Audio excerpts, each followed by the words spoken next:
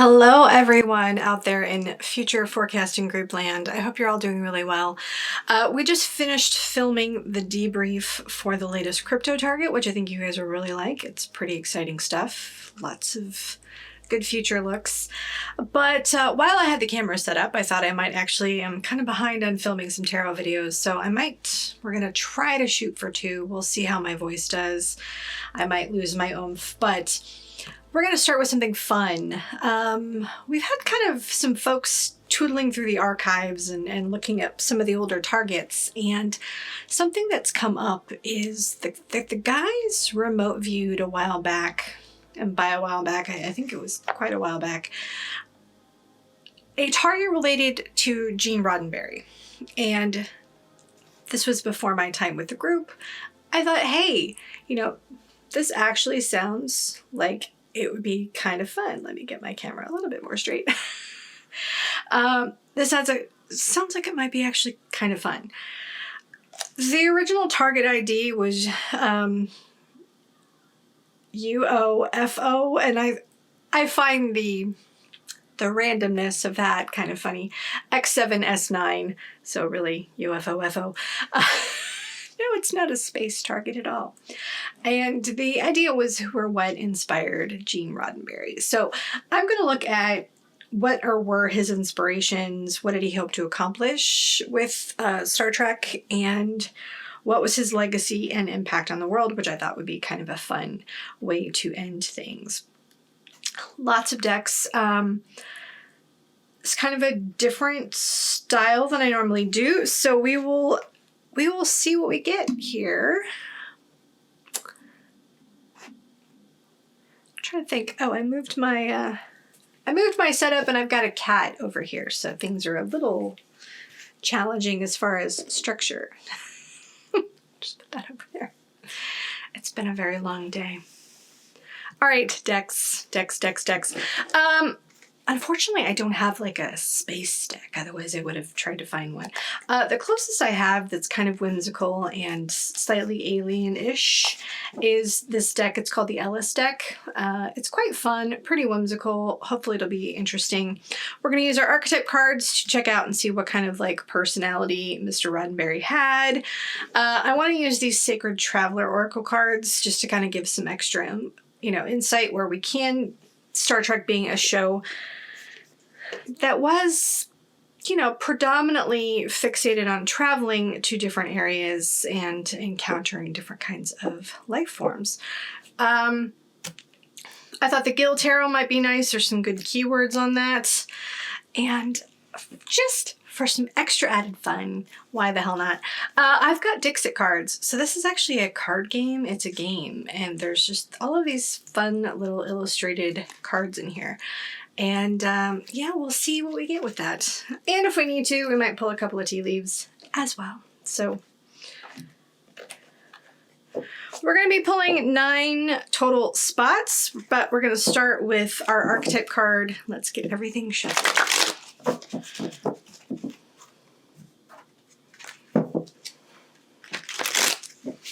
I've actually I thought it was really funny when this topic came up. There was an email kind of floating around about, hey, kind of revisiting or re-releasing some of this because it's fun. And, with everything's been so serious lately. And so, yeah, I liked that idea of, taking a peek at Gene Roddenberry. Show me Gene Roddenberry archetype. Because I have actually been in the process of trying to free up some TV time to be able to do a Star Trek rewatch. Problem is, there's so many good shows, and I have a massive DVD collection, and there's just not enough hours in the day. But I have been wanting to kind of start back at the beginning with the original series, roll through that again, do a little TNG, some Deep Space Nine, some Voyager, and finish up with Enterprise. Because as far as I'm concerned, that is where Star Trek ended. I'm not a fan of New Trek. So this we are looking at. What was his inspiration? What did he hope to accomplish? And what was his legacy? So we'll see what comes up with this. Really kind of curious. For Mr. Roddenberry.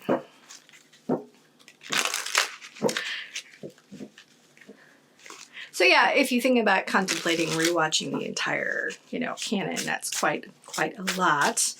I had tried to watch that first season of Picard. That did not go well, so I stopped watching that. I heard the third season was actually pretty good because they brought back everybody, but they'd sort of lost me by that point. I pretty much stick to older shows, And I think it's interesting, too, from just a generational perspective.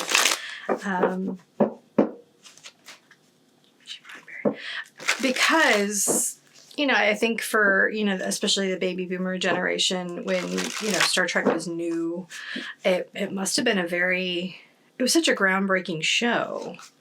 The concepts, the casting, all of that fun stuff. And just the exploratory nature of it. We've got the Prince of Swords here with action. Are we going to have a super glare? I tried to work with my lighting and make sure we didn't have a glare. All right, so as far as jumper goes. But yeah, it must have been like a really exciting time. I grew up with Next Generation being sort of, my era's show in the late 80s to 90s. And, obviously Deep Space Nine. Although I was really disappointed to find out how much they ripped off from Babylon 5, which is kind of... It's distressing to see quite how many areas they supposedly ripped off. But both shows were quite good. So, all right. Inspiration, accomplishments, and legacy. All right, and we're almost done with the chit-chatting.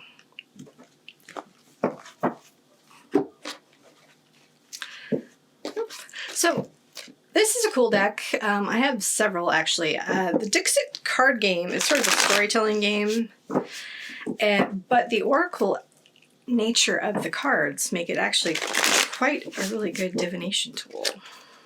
So we'll see if anything interesting comes up. I wanted lots of options with this because it's a slightly different kind of topic than we're used to seeing.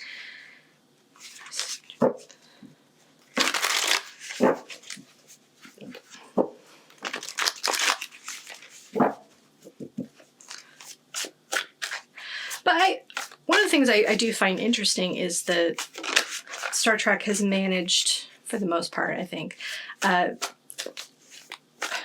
to speak to, almost every generation that has come from it. It's become such a touchstone for people to favorite characters, and the concepts of it really did impact generations of people. Let's pull two, or see what we get as far as tea leaf cards for Gene Roddenberry. All right, we got 3 from that pile.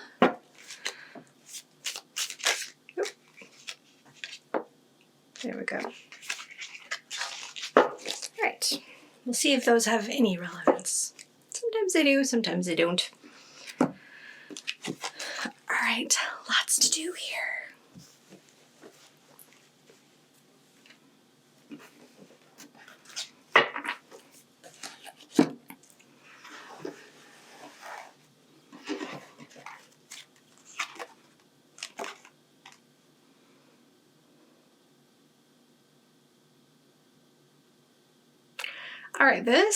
All right, so for our archetype, we've got Mother.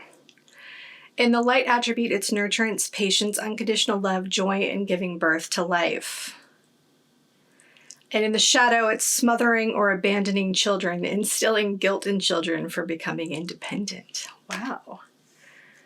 I mean, in a way, he did give birth to quite a lot of concepts, characters, so much of the, even just technology that we take for granted, key concepts like, you know, the prime directive or cell phones, flip phones, the idea of transporting and beam me up, Scotty, you know, all of this stuff.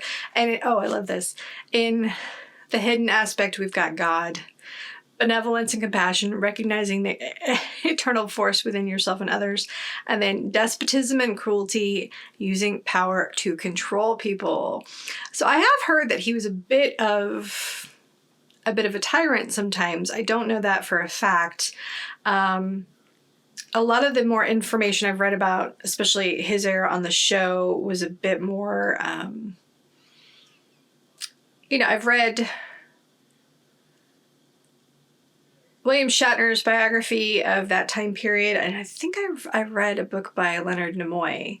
And then I do know that sort of Wesley Crusher, the Marty Stew-esqueness of Wesley Crusher's character was based on Roddenberry sort of writing himself in as the, you know, the perfect wonder kid kind of thing. So there is that.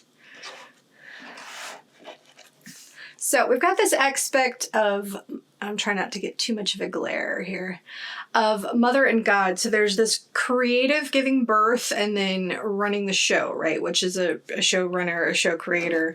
Definitely qualities that I could see. So got the Queen of Swords, the King of Swords, and the Four of Pentacles. And I'll get these. I never quite get things straight. Got the Hierophant, the Three of Pentacles, and the Fool.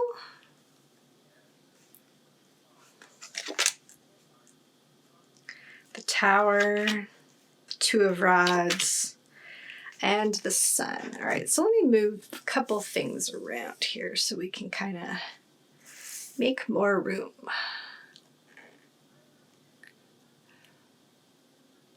You know, no matter how many times I try to adjust the lighting, there's just glare. It's hard. I'm also filming at night in a basement. I've got, you know, some overhead lighting. I've got little lights. I've got a big ring light. So I apologize for the glare. Tarot tables can be hard to light.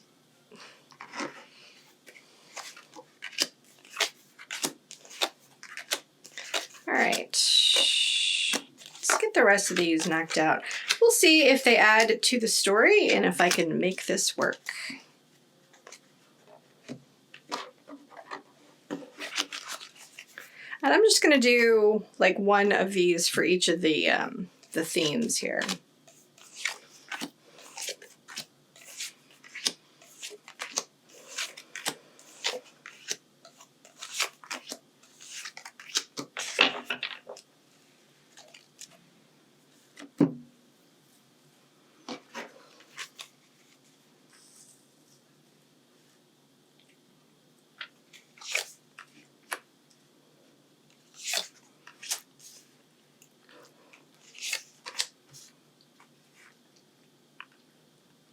All right, those look promising. Lots of color going on.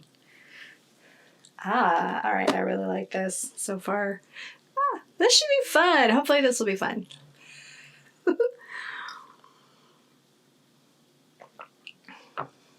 Alrighty, so our first question is going to be this row up here. So what was or what were his inspirations? And so our little journey card that we've got, oh, let me see what our tea leaves have got to say here. All right, we've got ladder, climbing towards success, marriage, caterpillar, things are not always this way, a change is coming, and that a path with money is waiting for you to find it. So that's interesting. We'll kind of tuck these over here for right now. All right. So here we've got Journey by Moonlight, Believe in Magic.